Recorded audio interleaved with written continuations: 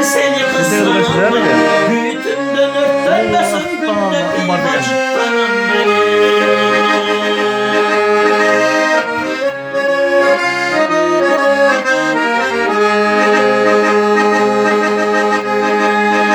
Sır vermeksin ayarlanıp balkim gönlüm olup kaldı.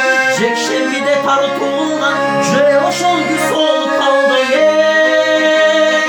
Bayağı da yok sesim yok başka bir öğüt olup kaldı. Leyli yolunu arayım şarşem bile colup kaydı. Bayağı da yok sesim yok başka bir öğüt olup kaldı. Leyli yolunu arayım şarşem bile colup kaydı.